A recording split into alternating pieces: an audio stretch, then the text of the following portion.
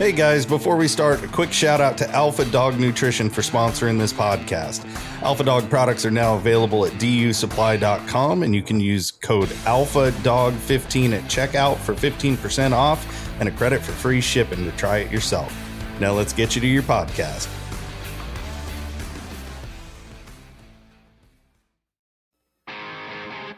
Welcome to my podcast, where we are going to talk about a lifestyle with dogs and throw in a few life lessons along the way.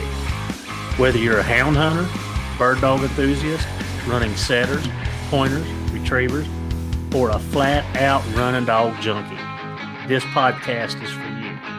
I am your host, Heath Hyatt, a certified law enforcement canine trainer with over 3 decades of personal and professional training and handling experience. It's time for me to pay it forward. So grab your leads, lace up those boots, and come and join me on this lifelong process of teaching, training, and learning.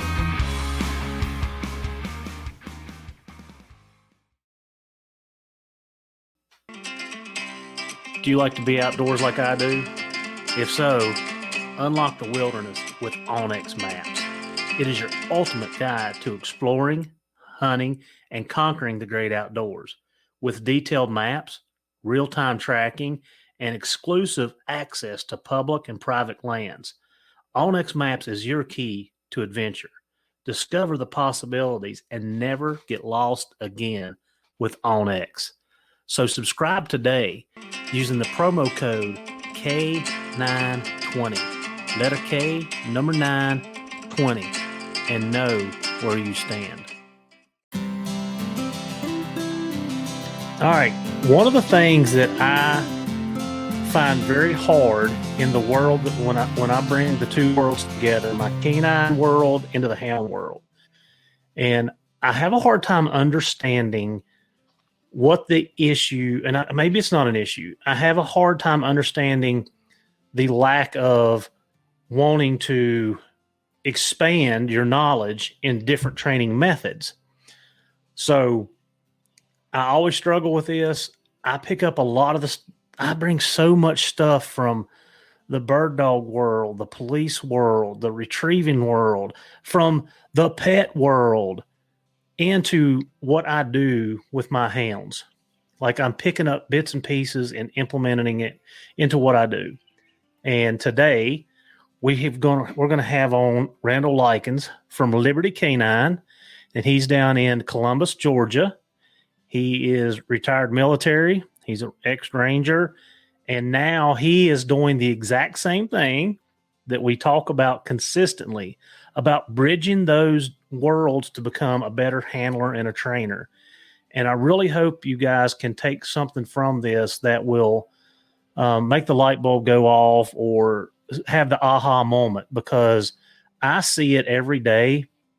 And I'm not going to quote this right now, but Randall put up a quote on one of his threads on Instagram, and I actually wrote it down because I see this in my daily routine. And when you hear me talk about, 5 minutes a day, 5 minutes a day, 5 minutes a day, if you'll take 5 minutes a day, hands-on doing something with your dogs, you're going to be better than 90% of the people. So we're going to talk about that. But Randall, welcome.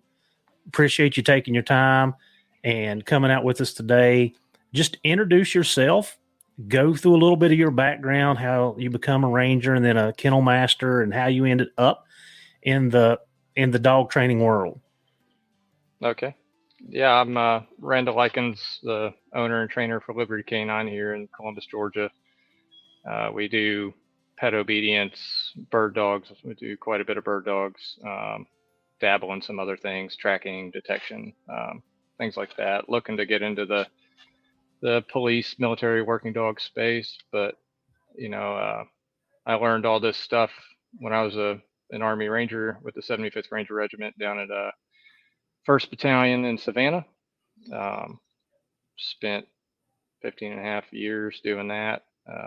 Served every position from brand new rifleman all the way up through platoon sergeant, kennel master, handler, program manager for the canine department.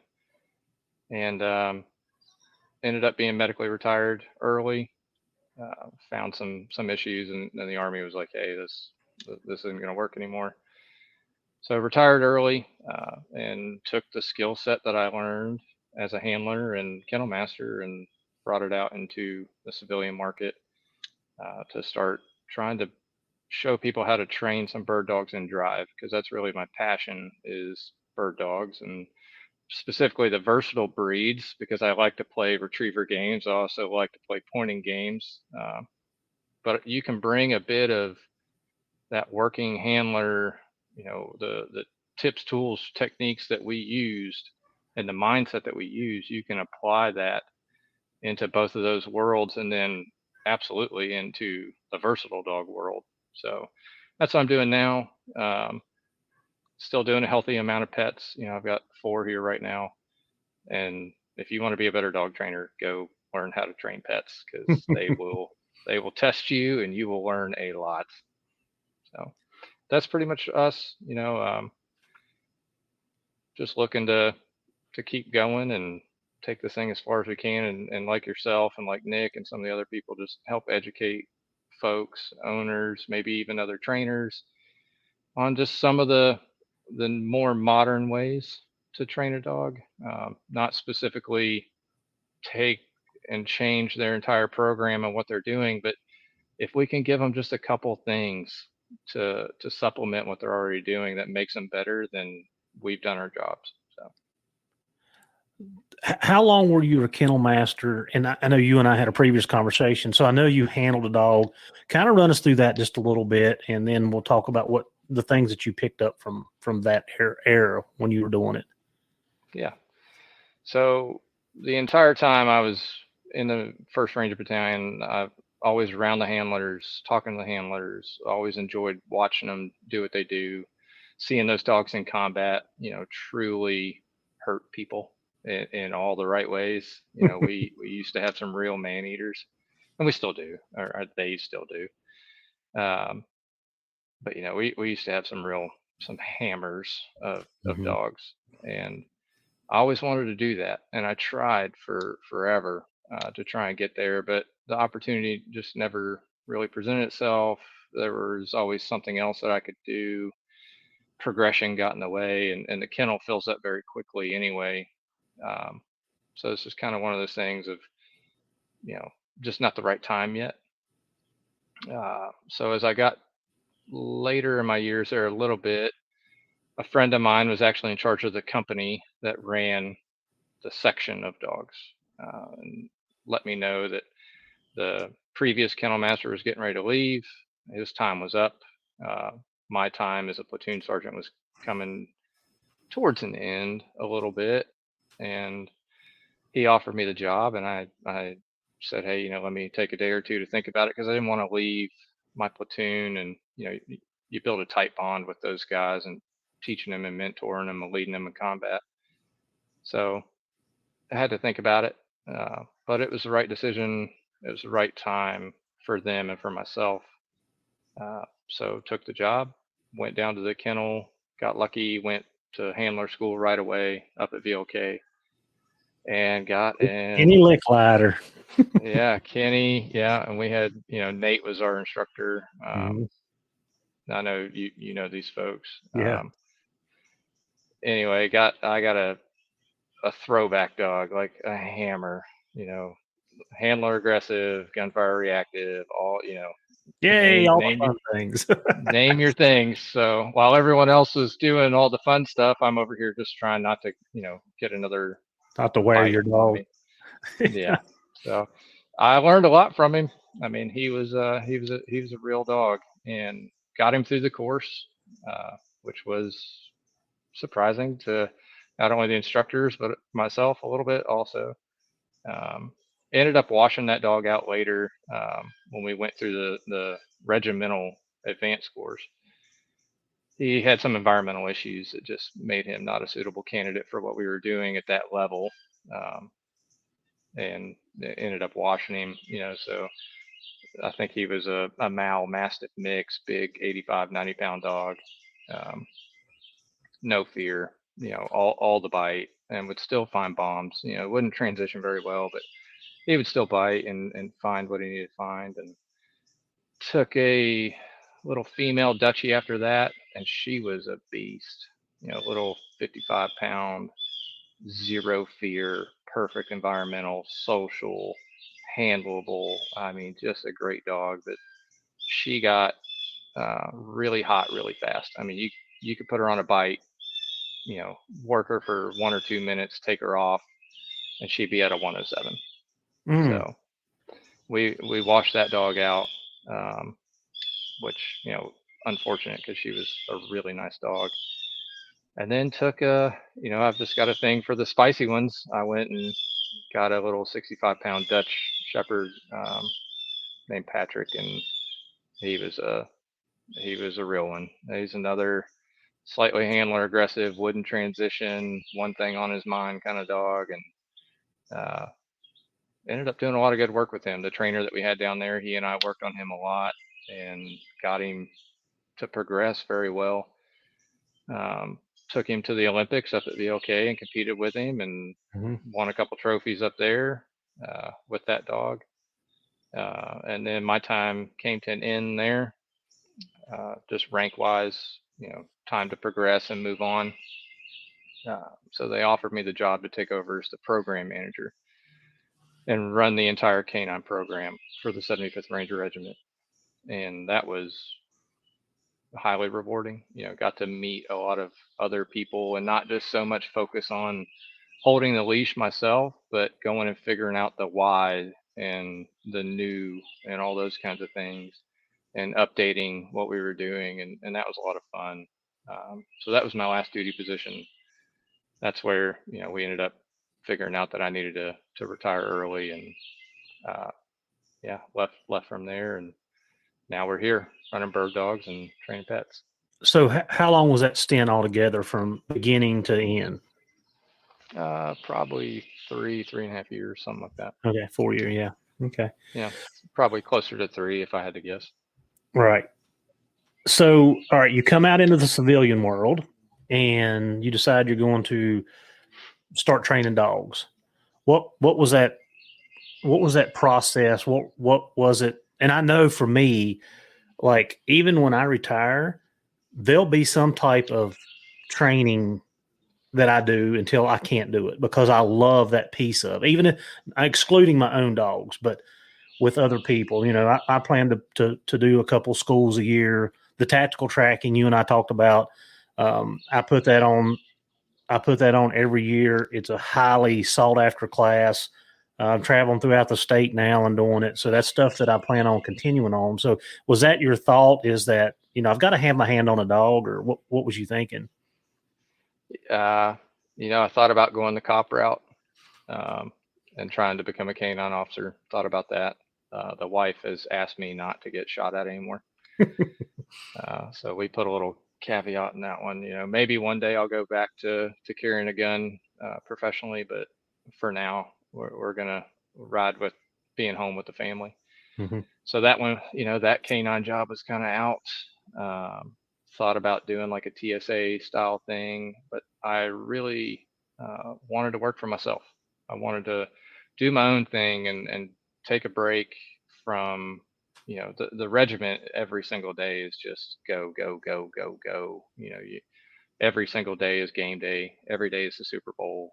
If you have a couple bad days in a row, you're out of there. So you just never get a break.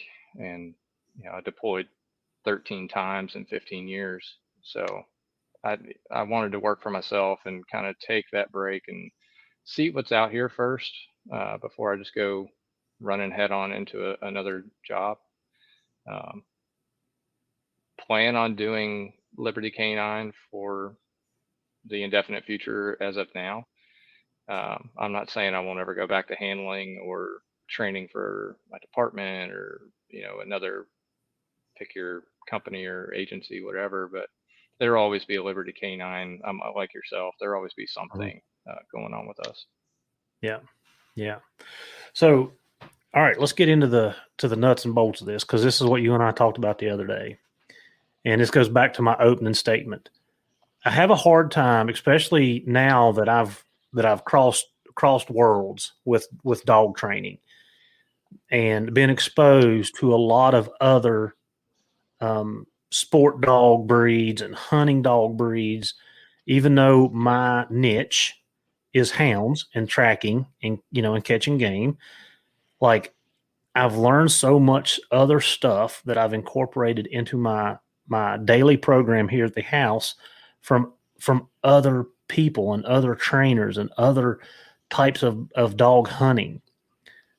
What is it that you took from your military background with and guys, I've got to say this, like I'm running police dogs. The military dogs are actually a step above. Just like Randall said, they're at a different level because of the situations they're in. Like my dogs aren't running into fire nonstop. My dogs are not doing some of the things that the military dogs are. So it's a different level of dog actually. And I'm running the same thing. I'm running a 60-pound Dutchie right now. That's my dog. So what is it that you took from that world and you started blending into the pet dog and the bird? I see you got the Final Rise on, like the shirt. Oh yeah. Yeah. Guys, that's a good podcast. Like you can pick stuff up from it. But what was it that you started taking from your military experience and incorporating it into what you're doing daily now? I'd say that a lot of it has to do with training and drive. Define that so people understand, because you and I are talking the same language, but some people don't understand that. Yeah, we're training while the dog is motivated for something, right? Be that game, a bite, food, something. The dog is motivated, and there's an incentive to work, right? There's a reason why we're working. The natural drive that we may be using, be it prey or food or whatever, has got that dog to an elevated level where we can start shaping some things and using reward systems to get behaviors the way we want them before we put pressure on them, and then we can start adding pressure later. And because we have that drive, we can really shape a lot of things, and it won't be perfect, and then we can go back and cap some of these things later and add some pressure to it and put the you will do it factor to it if we need to. But I would say that's probably on the bird dog side the biggest thing is the training and drive. I've seen a few people say that they do, but I've seen a lot more people that think they're training and drive, but they're actually just suppressing the dog. They're just right out the gate, just obedience, obedience, obedience, obedience, obedience, and the dog gets confused or getting corrected before we even get to go work on what we came here to work on. Where I'm much more, hey man, we take it in chunks, we take it in small bites. So if we're coming out here to work on this certain thing, then I don't care about your heel on the way up here. Let him drag you, let him bark, let him do it. We're going to focus, our corrections are going to be about this one thing. And then there's still a reward at the end, be it the bird, a bite, a ball, a tug, whatever, something. So I'd say that's probably the biggest thing I'm trying to bring to the bird dog world. The thing that's really kind of taken off that I've been introducing a lot is tug. It's taboo in the bird dog world. You don't do it.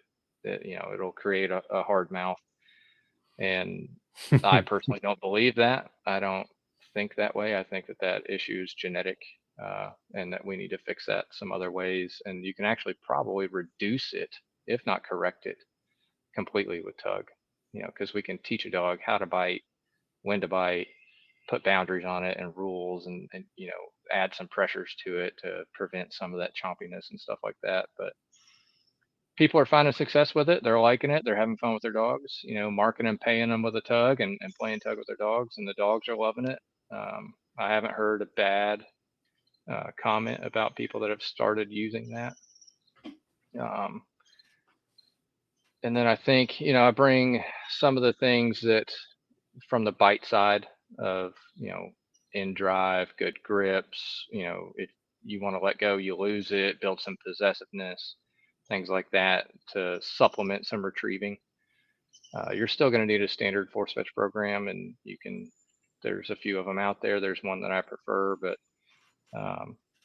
supplementing with some of these tug games goes a long way with that. but that's taboo again. You know, it's outside the wheelhouse of bird dogs. So it's new. They're trying it. People are liking it. They're having good success with it. I've answered, I don't know how many phone calls about it. And then lately it's been tracking, you know, which is a common language between you and myself. Mm-hmm. You know, tracking it's a long duration nose work odor exercise. So we can teach a dog that we want to use their nose from a very young age to start thinking through their nose. And that's only going to pay dividends for you later. So I'm big on that. I think it's important doing a formal tracking program for a young puppy and teaching them that from the get-go, and how to follow odor correctly, and how to get to termination, and all those things. And you know, going through that with people has been uh, enlightening, I would say. There's been some misnomers about how to go about it, at least the way that I prefer. Um, and especially from the bird dog world, there's been some confusion of like, well, you know, I don't want him to track, I want him to point. And we have to remind folks that we're working on the neural pathways of nose and brain. That's How do you what get we're working there? How do you get on. Yep. there? Yep. It, you know, small steps, but let's work on what we can work on when they're young, and start Mhm. building those games. So it's all a process. It's all one big pot, and we're just throwing things in the pot to make it better. Um, but yeah, I mean, I'd say those are the two big ones right now, are tug and tracking. Yeah, yes, our worlds definitely overlap with the tracking, and as we talked about, when I talked to you the other day, I don't think I had. I just had a litter of puppies yesterday, Oh, nice. so so they're 2 days old. Tomorrow I will start my. I want to ask you this because this come from the military. So tomorrow, third day, I start my neurological stimulation, and I was trying to remember this today. I don't remember what year it was that I found this type of. Uh, I don't want to say testing because it's not testing, but this program. It was back in the early 2000s. It could have been 2006 or seven. I don't remember. But one of the guys that was in my training group at the time got a dog from the military. She washed because of gunfire. Now, they didn't tell us it was 50 cal. Okay. That don't affect us, right? But anyway, Right. she washed because of gunfire, and it was actually a Blackwater dog. She come back and he says, "Hey, have you heard about this?" And I'm like, "No." And he hands me a piece of paper with this neurological stimulation program on it. And I knew about, like I said, this was back in the early, mid 2000, 2005, 6, 7, somewhere in that year. I don't remember what year it was. So I went through a phase where I didn't use it, and then I started using it, and now I use it on every litter. And we can go back and forth over the studies. Purdue University did a study on it saying that it does not help. The military was really big on this at one point in time, which I know it come out of Lackland. And um, I don't. Here's my thoughts on it. It doesn't hurt, right? I can't say because I do it to all of my pups. I can't say that I see a huge difference in them, but I do them all that way, so I can't tell. But the purpose of this whole process is to get their jumpstart their sensitivity and expose them to some elements. It helps them stress less and some different things. So, did you guys use this any when you were running this program? Uh, no, we didn't have a puppy program. Mm-hmm. Um, you know, we didn't touch Lackland. Lackland is the conventional military dog side. Mm-hmm. We get all of our dogs from vendors. Got it. We used to get them somewhere around 24 months old, and now I don't know Mm-hmm. what they're getting. They're younger for sure. So definitely coming in mid-adolescent stage, I would say, Mm-hmm. which is nice because you know what you're getting a little Right. bit. You know, you got a little more idea of who the dog is. Now I've heard a lot about the ENS, the Mm-hmm. early neurological Much stimulation. stimulation. Mm-hmm. Yeah.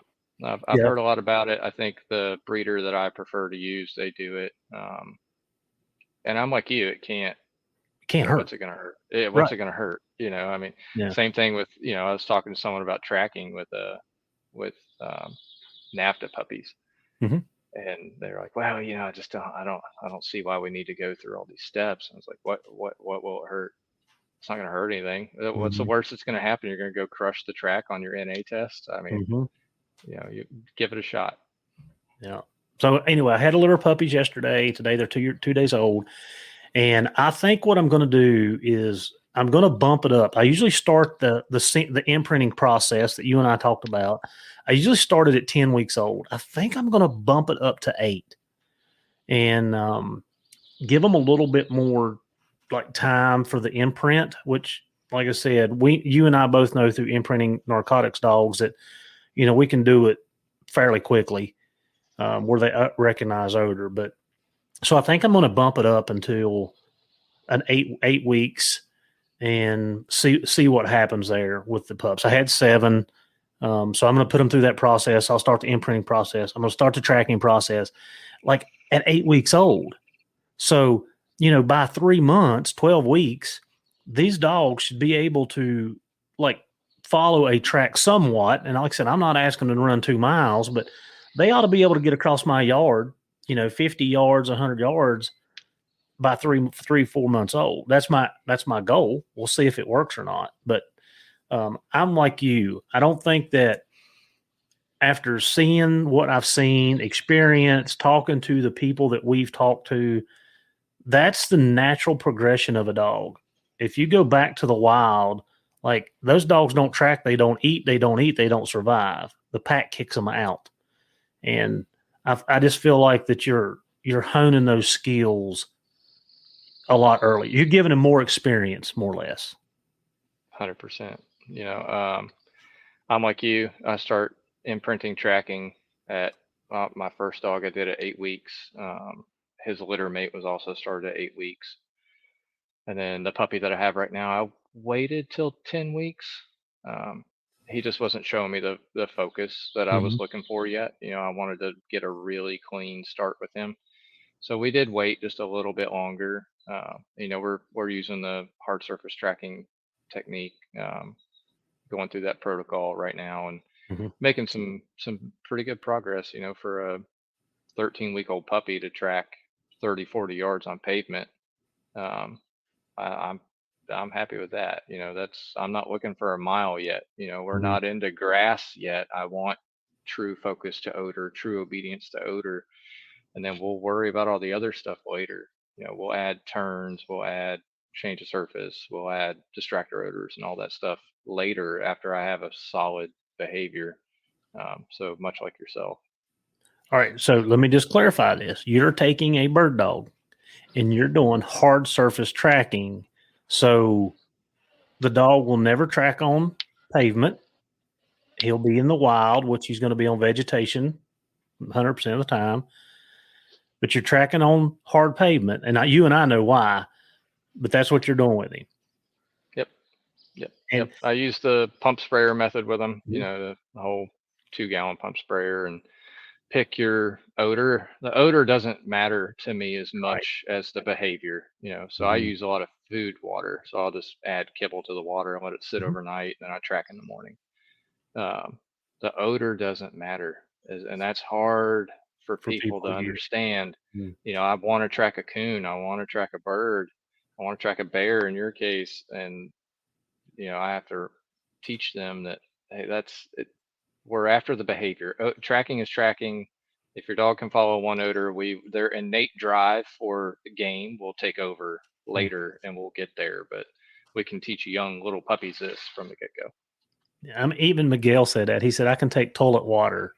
It doesn't matter. It doesn't matter. Just use something. Right. Use something. Yeah. And, I try to start off on the mid spectrum as far as odor intensity goes. I want those first tracks. I want the odor to be powerful and meaningful and mean something to the puppy. And then we can titrate that or, temper that up and down as we go through. So if I know I'm going into a hard day, where I'm changing a variable of some sort, be it adding a turn or maybe crossing a creek, or I'm challenging the dog a little more and maybe more intensely in this one setup, I may go up in odor a little bit to help get them through that. And then we'll come back and we'll do it again with a little less odor and a little less odor. But, I'm trying to be very thorough in that, and helping the dog be successful at all times, because ultimately that's what we want. Right. Yeah. And are you okay if the dog fails? Like if the dog doesn't complete a track, how do you go about that? How do you handle it? Yeah. I mean, it's a part of life. You're going to have failed tracks. It's going to happen. I, depending on the dog and what stage they're at, we may try to start procedures to regain the track. If they're at that level, if I can cast the dog at a 90 to the track and him be able to take it, then sure, we will try to regain the track. We'll start our half moons and our circles and maybe go back to last known and start again, if we need to. But usually if I have a failure like that, then I've set the scenario up too challenging, or the dog's clearly not ready. So, okay, at what point did they fail? Was it a conditioning thing? Was it an environmental thing? Was it creating a challenge that the dog was not ready for? So going back and figuring out those little details and then training those, right? So if my dog is blowing 90-degree turns, okay, well, let's shorten the distance. Let's put the wind at our back, or put the wind at the downwind leg, as we're going to termination, and set those things up like that, and use my leash pressure. I may give him a little less leash this time so that we can truly stay on track and things like that. So if I get failure like that, I'm going to take a step back, figure out why or where in that sequence, and then hammer that down, and then, go back out and try the real thing again, what I was trying to get after.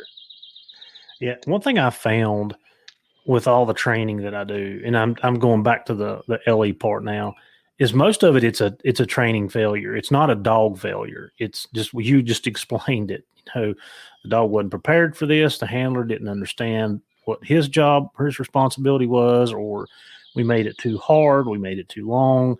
Like most of the things that happen can go back and be touched up fairly quickly through a different training technique or training method, or just going over the training assignment again. Mm-hmm. Yep. I agree. I mean, I try not to change my method too much. I met a really good handler one time who said, hey, pick a method and stick to it like a religion and follow that method until you see a point where you are making no progress. Then maybe we do need to think about something else. But until then, don't change it. And what he was referring to, I had that Dutch Shepherd, and out and recalls were a struggle for this. He had a lot of fight and he loved it. And so out and recalls were a struggle for him. And we had a method. We were working through it. We'll show up to work with these guys for a week. I said, now, let's try it your way. Let's do it your way. And he stopped me and he said, hey, stick with your method. We will help you. We will help you through this method. It's not the one that we use, but we know it and we'll help you with it. But let's see if you're making progress at all. And if you are, then we need to stick with this instead of introducing the chance to create confusion, which can lead to conflict, which is going to end up with that dog, me getting bit. So,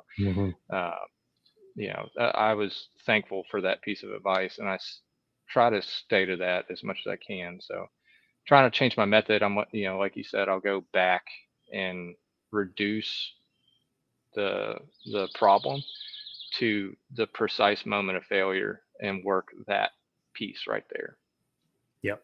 And you said it in the beginning, and I'm going to reiterate a couple of things. Compartmentalize. Whatever the task is, work on that task, not the complexity of whatever you're doing. Don't be afraid to back up.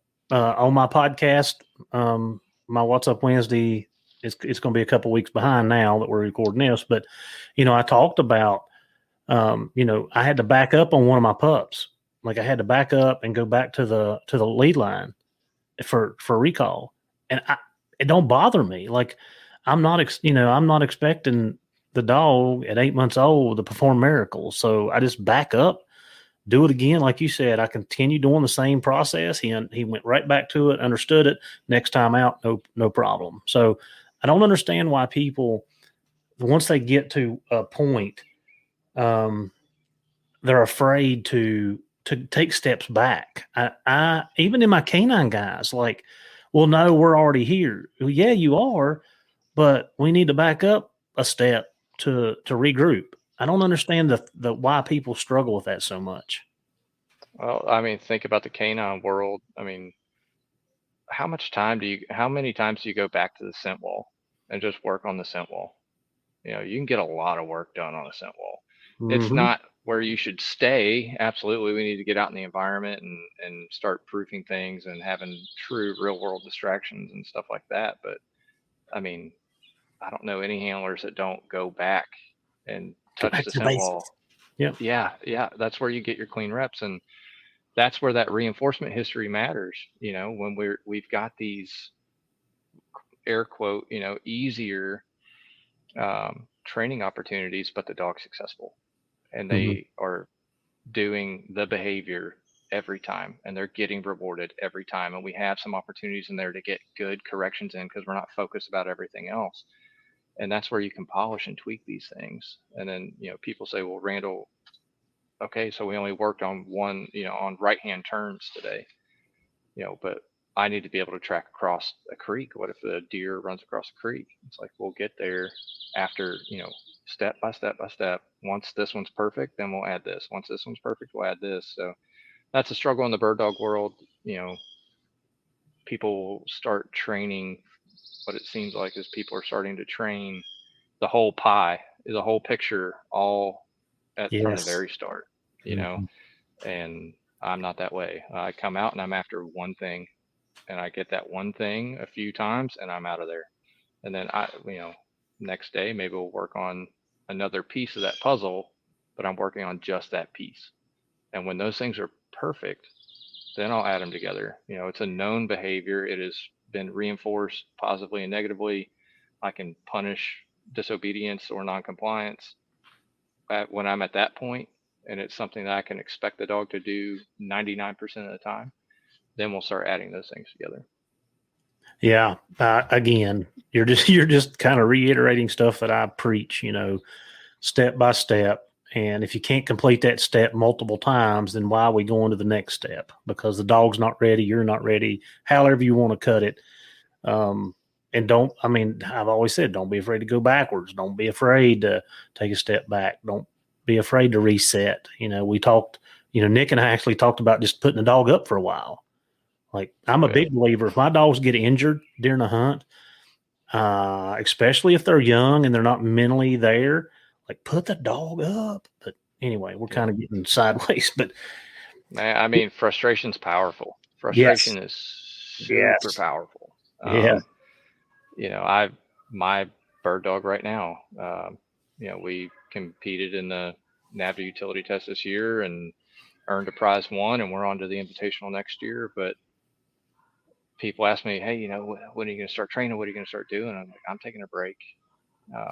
And I have to eat my own words on that. I did continue training a little bit, but I had a couple client dogs here that were working on steadiness and backing, and that was just too good an opportunity to pass up. So continue to train for a few weeks, but now we're taking that break. He hasn't done anything in a week and a half, 2 weeks, and just be a house dog and just relax. And you can see those gears turning. Like, all right, when's he grabbing the bumpers? When are we getting birds?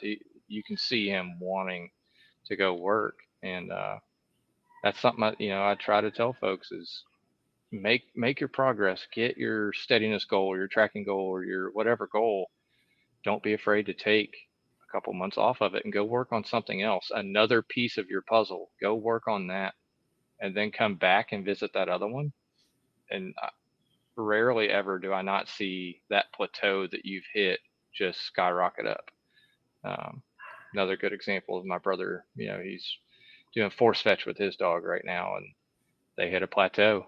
He called me for advice, and I said, we could push the dog through this, or you could take a break.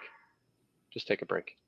Put him up for a week, and just, not too much crazy engagement. Don't take him out and go play fetch or anything. Let him be a dog and enjoy him, but make him want to work again. And they came back to the force fetch, and boom, broke right through their plateau, and they're off to the races. So big fan of putting a dog up for a while. Also a really big fan of making a dog watch other dogs work. Just you see monkey do. Yep. And I'm not after the chain gang manners of sit there and be calm, and when you're calm, I'll come and get you. I'm more of when you're spitting hot fire and chopping at me, I'll come get you. You're ready. You're ready to go. So get through that. And then, as we get into what folks don't understand is it's a process. This takes years. Now you're making progress all along the way, but you're not going to end up with a night champion or a versal champion in a year or a week. It takes a lot of time. So telling them, hey, yeah, we're okay with them just going crazy right now, tied out, and that's our cue to go get you. But that criteria will change later. And now we'll ask you to be calm as we start capping some of those things and tamping some of that drive down to get more polished obedience or a little more level-headed dog. We can go back, and now that we have all of this to work with, we can show them, hey, I need you to compress all that stuff, focus, and fire all of that into this one task. Yeah. I'm completely with you. Again, this is stuff that I've learned from all types of dog genres, if that's what you want to say. Like, you learn from this and that. And I really want to get into the crossover, and you and I kind of hit the surface before we started recording. We talked about the agility guys, how much they're bringing to the table with nothing but positive reinforcement. Now, you and I both, like, I have to have some negative reinforcement for my dogs because that's the only way I can get them broke. So I get that, and maybe some operant conditioning in there. So the crossover, how important it is for the crossover and what it brings to the table. Yeah, it's huge. I mean, Nick had a guest on. His name was Nate. He, and Nate and I have talked a little bit. Not too crazy much, but just like-minded trainers in the same space that generally do the same things. And he had a really good thing of, what if we made the dog want to do what we wanted them to do instead of forcing them to do it? Like, how crazy would that be? What if you had a dog that just wanted to go grab things and put them in their mouth? What if you just had a dog that just wanted to stand still because they're anticipating that something's in it for them? Something's coming, right? Something is coming for me. If I do this, I get something. They're simple creatures, but they are still sentient beings. They still think and have some emotion, and they want what they want. And so we just show them this is how you get it. So if you will do X, you get Y. And of course, like you said, we got to have some reinforcement in there, some negative reinforcement to say, hey, do it now, do it faster. And some positive punishment to say, hey, that's not what I wanted. You're doing it wrong, or you're doing something I don't want you to do. But as gentle as some of these genres think that they are, it's not so gentle. When you look at it from an operant conditioning lens, it's a lot of just making the dog do it. And the worst thing I can tell people is, the best thing I can tell people actually is try not to put your hands on them. If you can get them to do it without you having to hold them and make them do it, you're getting somewhere, right?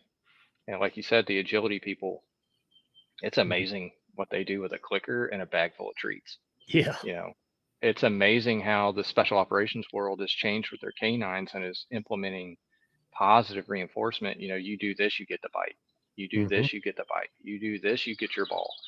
And if those high level folks are doing that, I fail to see where the rest of us can't use that, principle or theory and get something with our dogs as well. Yeah, I use a lot, and again, well, you and I kind of touched on it. It's like I use a lot of food based stuff for mine. Getting the dogs to recall the hounds. I do obedience work, and I actually seen some of your videos, reels, where you were luring the dog into place and putting him up. I mean, that's stuff we learn in the police dog world, the sport dog world, and I took that from a lot of the sport dog people. My first aha moment was sitting in a class with Laz Cabrero from PSD Canine down in Florida. And of course, I come from a compulsion world where, command, correction, command, command, correction, command. You force the dog into the behavior. So when I was watching Laz, and I'm like, man, that dog's tail's up, his ears are perky, his eyes are big. I'm like, that don't look like my dog. My dog, ears are back, eyes are, watching, tail's tucked. He's doing what he has to do because he knows the punishment's coming. But anyway, I use a lot of the food stuff with my hounds. Hounds are food motivated, most of them, not all. There's always that anomaly in there that don't want to cooperate. But like all my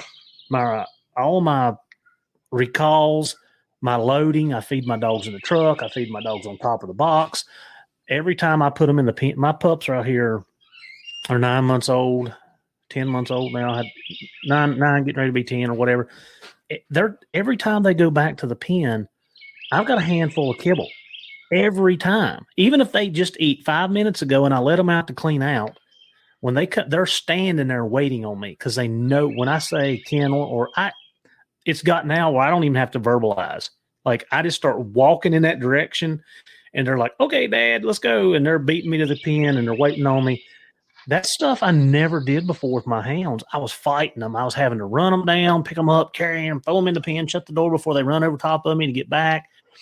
And when I started watching that positive, positive reinforcement, it just made my life so much easier. And it immediately made my relationship with that dog better.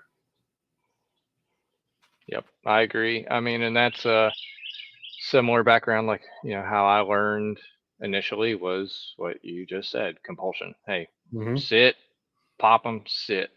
Yeah. And yeah, you can get there. Yeah, you can get it. If you've got a real hitter dog, like you're going to get bit along the way. There's some of them because don't he knows where the tolerate that very punishment's well. coming from. He's going to lash out. And, Randall, something that people may not understand, and I'm going to go back to the hounds here. I didn't mean to cut you off, but it takes a really hard dog to make a dog in that world. And when I say hard dog, I don't mean like a dog that can handle that type of training. And that's why a lot of dogs washed, where our hounds are not very seldom. I mean, I've had two, and I'm 30 years in, and I can tell you of two dogs that would stand up to me and bow up on me if I got hard-handed. Two dogs out of the hundreds that I've owned, they're just not out there in the hound world.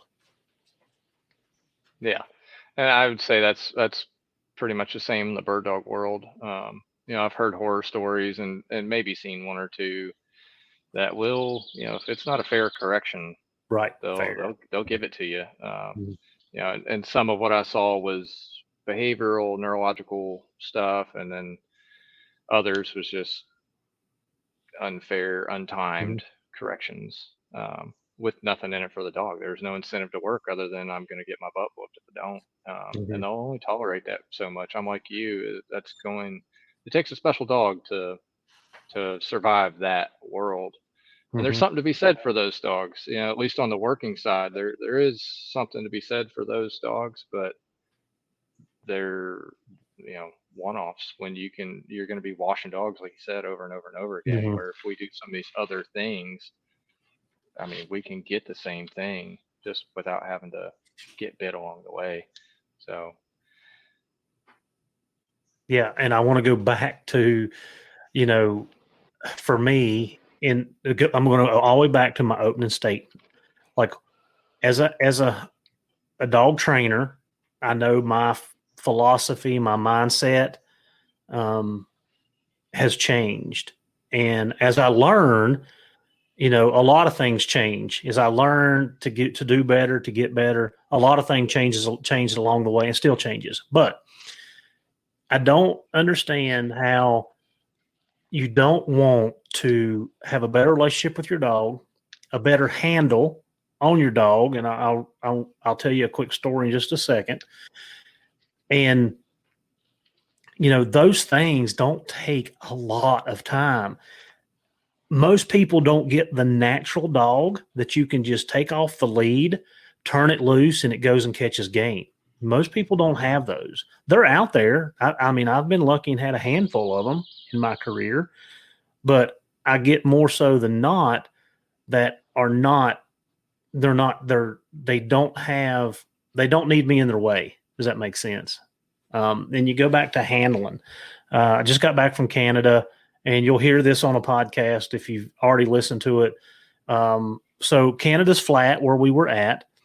And my belief is if my dogs can hear me, they should come to me, regardless of the terrain, the obstacles, whatever it may. And if they can't, you know, if they can't come over a cliff, I get it. But what I'm saying, you know, a lot of water up there, a lot of swamps, a lot of blowdowns.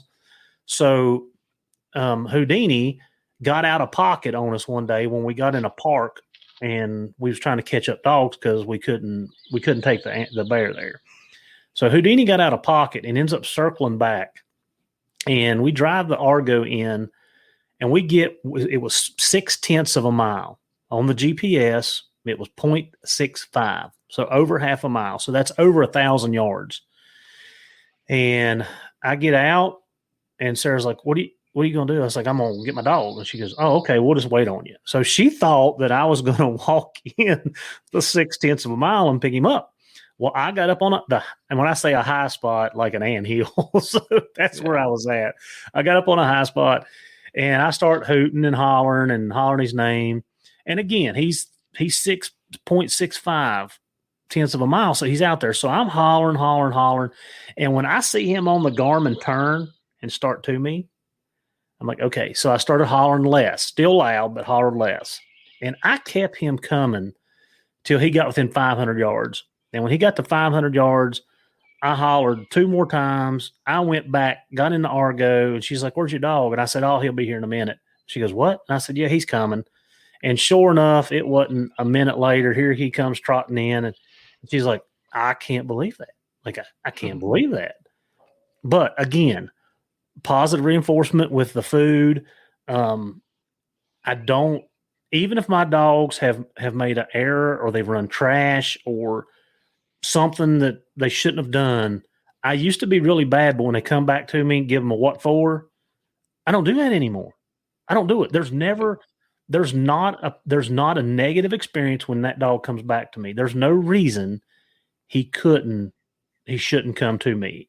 And that all goes back to the stuff that you and I are saying. And I learned that all from the class with Laz and the stuff that he was teaching with the food motivation. It come from Bart Bellin, which, you know, we know, Nepopo. It come from all that stuff. So there's a lot of stuff that you can use from other areas that will make you better. And if you're serious about this, like you and I are, like, I think, you should be trying to better your relationship or your handling skills. Yeah, I agree. I mean, what I tell people is, like, we've been training dogs for 5,000 years. Mm-hmm. You know, you can make some progress, and I'm sure back in the day it was, whether they didn't know it at the time, but I'm sure that there was some positive reinforcement in there. I mean, how are you going to get this wild animal to accept you and work with you without some trade back and forth of, the reward, which I'm sure at that point was gain. So, I tell people, like, if you just spend 10 minutes with your dog every day, you can make some progress, right? Certainly there are ways to make it faster and cleaner and polish it. And there are some advanced techniques and stuff, but if you just spend that 5 minutes with your dog a day and focus on figuring out how to make them want to do something versus making them do it or else, you'll get so much further. But this all goes into, I mean, you can add this to any behavior, really. I mean, for the most part. So we've been talking about recall right now. If every time you come back to me, there's something in it for you. Here you go. Here's kibble. Here, I've used dead birds. Here, have a bird.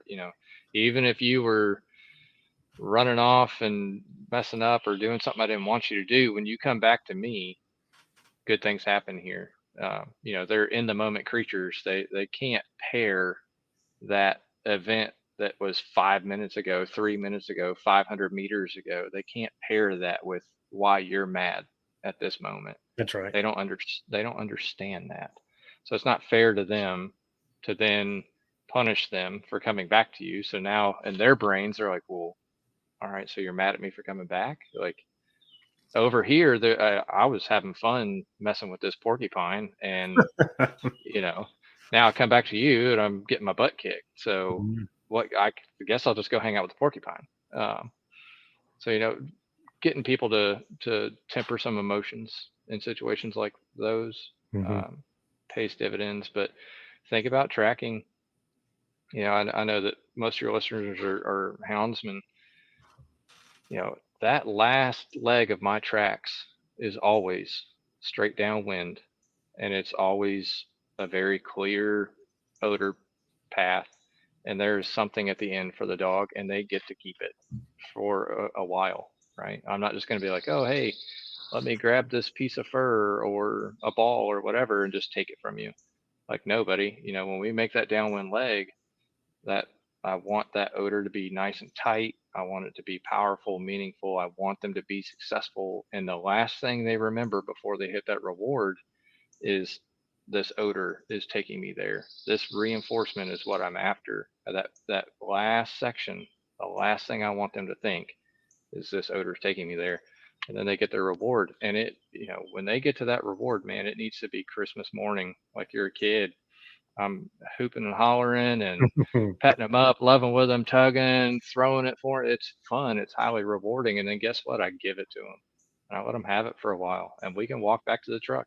Yep. And if your dog's not force fetched and they spit it out, fine. That's your opportunity to take it. There's no reason to get upset about it. If they are force fetched, I'll ask them to carry it for a little while. And just now we can passively work on that. But if they do spit it, I'm not going to get hot and heavy about it. We might get a little, hey, hold this again, get another 10 feet, take it from them because clearly you're hot or something.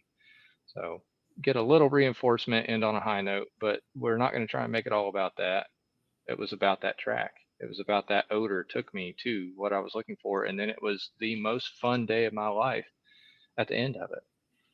So that's, you can incorporate that into birds and retrieving and all these other things, that positive reinforcement at the moment that they do the right thing, being excited with them and for them, and it's over. This is why I'm huge on markers.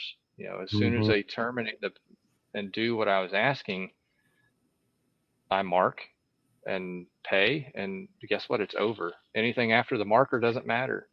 So now we don't have to worry about anything anymore. Now, if they do something silly, it doesn't matter. It was after the marker. So the behavior was existing and being taught and reinforced, marked it, paid it, and now we can go about life. And if they make silly mistakes now, it doesn't matter. Yeah, no, there's a lot of good stuff in there.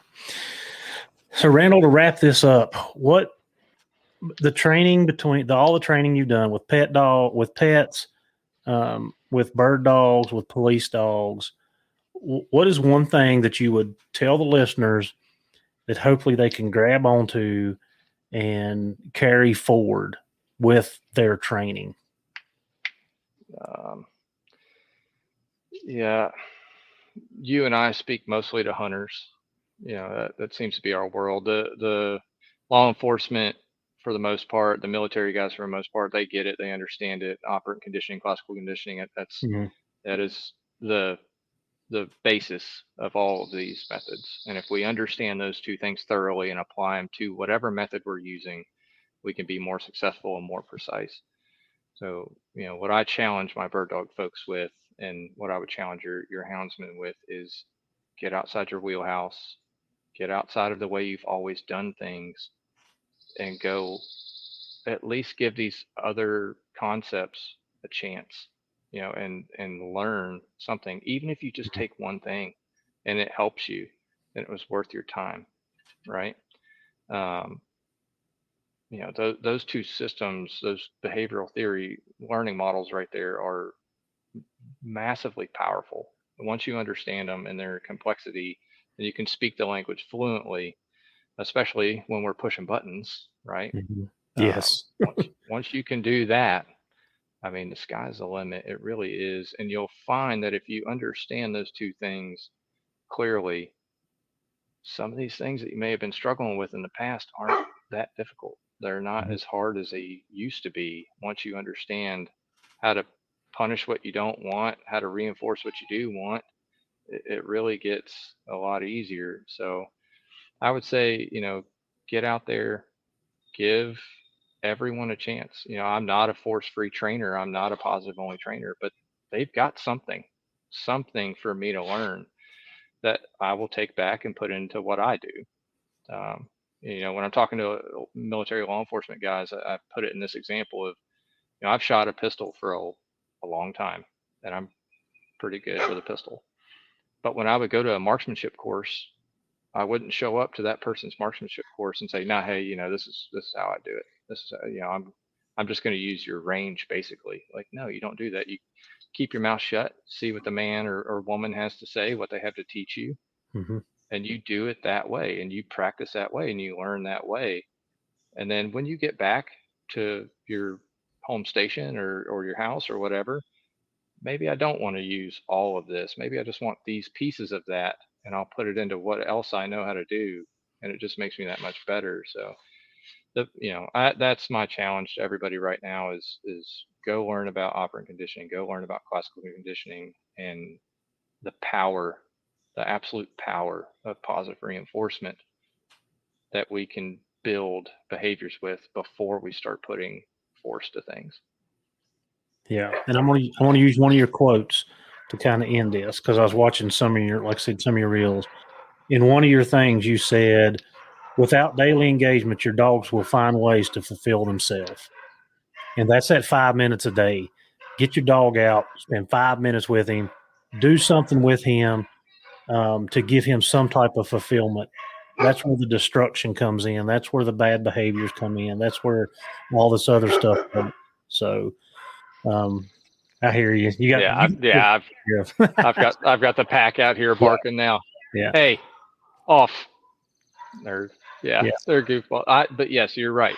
Without daily engagement, they're going to find a way to get what they want on their own. And that's not going to be necessarily what you think it's going to be or what you want it to be. That might be them chewing up an extension cord. That might be them eating the wife's purse. That might be them digging holes in the backyard. Those self-rewarding, self-fulfilling behaviors that they can do on their own that they find satisfying, those are dangerous. And the way we temper that and keep those things from happening is providing them with those outlets to express drive, engagement, express your drives in a productive manner that is, they don't know this, but it's in line with the goals that I want anyway.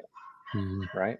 That's why I'm so big on tug. You can fulfill a lot of drives with a dog playing tug for 5 minutes a day and guess what? All you're doing is just building value to that game and that item, and we can use that as a reward later at the end of our tracks, that, on retrieves and things like that. I've got this whole spiel about tugging and retrieving.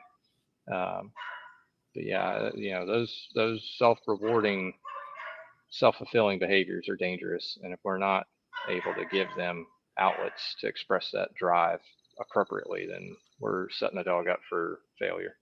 Yeah, for sure. Well, Randall, I appreciate your time. Thank you for coming on and helping us teach, train, and learn, and hopefully expanding some type of knowledge to the listeners so we can all get better.